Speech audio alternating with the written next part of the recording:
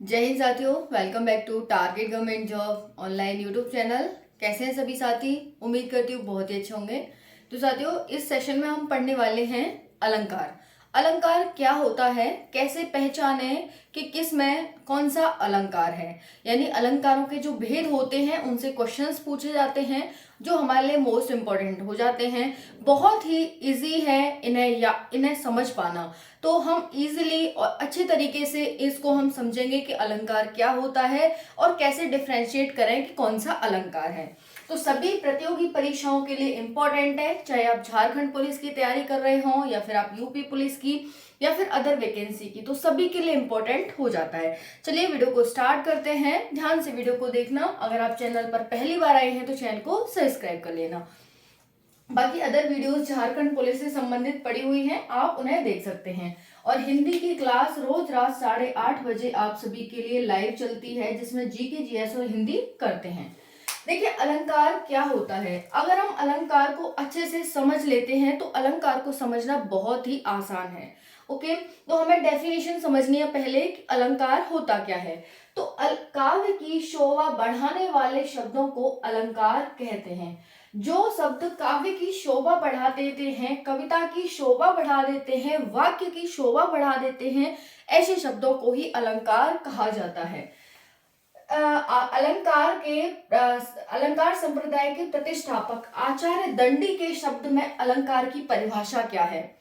देखो, ये ना अलंकार संप्रदाय के प्रतिष्ठापक थे आचार्य दंडी। इनके शब्द में अलंकार है कि काव्य शोभाय करान धर्मान अलंकार प्रचक्षते। यानी इसका मतलब क्या है, तो इसका मतलब है कि काव्य के शोभा कारक जो धर्म गुण है वही अलंकार है। क्या है? काव्य के शोभा कारक धर्म गुण ही अलंकार है। ठीक है, धर्म गुण ही अलंकार है। तो ये जो आचार्य दंडी थे, उन्होंने ऐसा कुछ कहा अलंकार के बारे में कि जो काव्य का शोभा कारक है, एक यानी जो शोभा होती है वो अलंकार से ही होती है किसी भी काव्य की, तो वही अलंकार है। ओके जी, ठीक है। नेक्स्ट है, हिंदी कवि केशव दास एक अलंकारवादी कवि थे। कभी आपसे पूछ लिया जाए कौन से कवि अलंकारवादी कवि थे, तो ये हिंदी कवि है केशव दास। ये एक अलंकारवादी कवि थे। यहां तक सबको समझ आ गया होगा। अलंकार के 3 प्रकार होते हैं। अलंकार बच्चों को बहुत दिक्कत करता है, कैसे पहचाने कौन सा अलंकार है। लेकिन साथियों, आपको इस वीडियो से अलंकार पूरा समझ में आ जाएगा। हालांकि हम इसमें सारे भेद तो नहीं कर पाएंगे क्योंकि हमारे पास डिजिटल बोर्ड नहीं है, लेकिन हाँ, ये आपकी पहली क्लास होगी और इसी तरह से 2-4 वीडियो के माध्यम से हम पूरा अलंकार खत्म कर देंगे। पूरा अलंकार आपको बहुत ही आसानी से समझ आ जाएगा साथियों। तो बस आपको डेली वीडियो को देखना है। इसी चैनल पर आपके अलंकार पूरी तरह से अच्छे से करवाए जाएंगे। तो अलंकार के 3 भेद होते हैं। पहला है शब्दालंकार, दूसरा है अर्थालंकार और तीसरा है आधुनिक या पाश्चात्य अलंकार।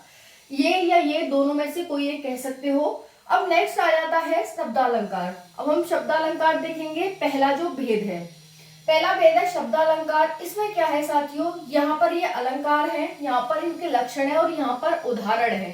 साथियों, हमें इस तरह से दिया जाता है कि ये हमें चरण दे दिया जाएगा, पद दे दिया जाएगा और इसमें पूछा जाएगा कि इसे आप पढ़ करके बताइए कि इसमें कौन सा अलंकार है। तो हमें पता करना होता है। तो देखिए, यहाँ पर है अनुप्रास अलंकार। पहला हमारा अलंकार, इसमें क्या होता है, इसका लक्षण है कि व्यंजन वर्णों की इसमें आवृत्ति होती है। पहला अनुप्रास अलंकार है, उसमें व्यंजन वर्णों की आवृत्ति होती है। जैसे व्यंजन वर्णों की आवृत्ति का मतलब क्या है, उदाहरण क्या है, बदौ गुर पद पद्म परागा सुरुच सुबास सरस अनुरागा। यानी इसमें कहा गया है कि अब हमें जैसे ये वाला पैराग्राफ दे दिया जाएगा, ये वाला छंद हमें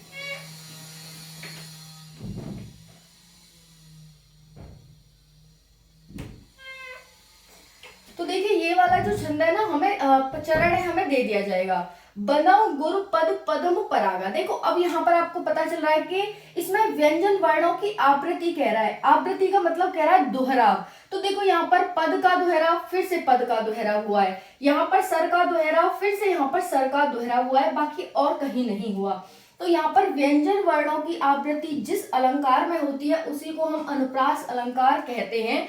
आवृत्ति क्या होती है, जैसे प द स र, प 2 बार आया, प, ठीक है, और भी आया है, लेकिन उसके बाद हमें क्या कहा गया है, वर्णों की आवृत्ति होनी चाहिए, न कि शब्दों की। जैसे पद क्या है, एक शब्द है, लेकिन प और द वर्ड है, तो प और द की आवृत्ति हुई है, फिर प और द की आवृत्ति हुई है, लेकिन यहाँ पर प है द नहीं है, तो ये तो हम ले नहीं सकते, यहाँ पर भी नहीं है। फिर यहाँ पर स और र है, ठीक है, और यहाँ पर स और र है, यहाँ पर स और ब है, कहाँ कहीं पर, और स और ब नहीं है, तो यहाँ पर क्या हो गया, व्यंजन वर्णों की आवृत्ति हो कि प द स र की आवृत्ति, इसी को हम क्या कहते हैं, इसी को हम अनुप्रास अलंकार कहते हैं।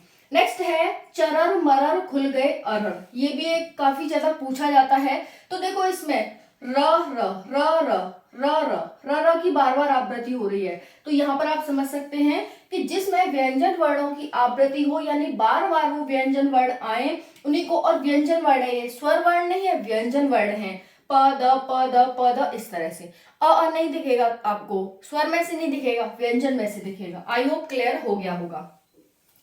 नेक्स्ट है छेक अनुप्रास। अब देखो अनुप्रास के 3 प्रकार होते हैं, इनसे क्वेश्चन पूछे जाते हैं कि निम्नलिखित में से कौन सा छेक अनुप्रास है, व्यक्तानुप्रास है, या फिर निम्नलिखित में से कौन सा अलंकार है। तो अनुप्रास अलंकार देखा हमने फर्स्ट प्रकार, जो कि शब्दालंकार का टाइप था। अब अनुप्रास के 3 टाइप होते हैं, छेकानुप्रास, व्यक्तानुप्रास, लाटानुप्रास। छेकानुप्रास में क्या होता है, अनेक व्यंजनों की एक बार स्वरूपतः व क्रमतः आवृत्ति, यानी इसमें सिर्फ ये था कि व्यंजन वर्णों की आवृत्ति होगी, वो एक बार हो सकती है, 2 बार हो सकती है, 1000 बार हो सकती है।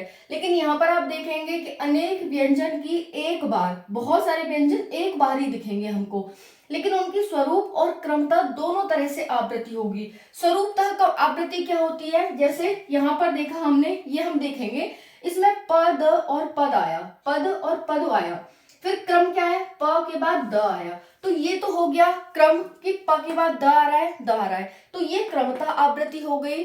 स्वरूपतः आवृत्ति का मतलब होता है कि पद पद, ठीक है। ये तो यहाँ पर हो गया अनेक व्यंजनों की एक बार, तो यहाँ पर एक ही बार आया, ये इसके बाद ये आ गया, ठीक है, तो ये हो गया, है ना। तो यहाँ पर कह रहा है कि जैसे बनो गुरु पद पदम परागा सूरज सुभाष सरस अनुरागा, हम इसी उदाहरण से इसे भी देख सकते हैं छेकानुप्रास को, क्योंकि ये इसके प्रकार हैं, बिल्कुल इसी की तरह होता है ये वाला पहला छेकानुप्रास। तो हमने यही एग्जाम्पल उठाया और इसमें देखा कि अनेक व्यंजनों की एक बार आवृत्ति हो रही है या नहीं हो रही।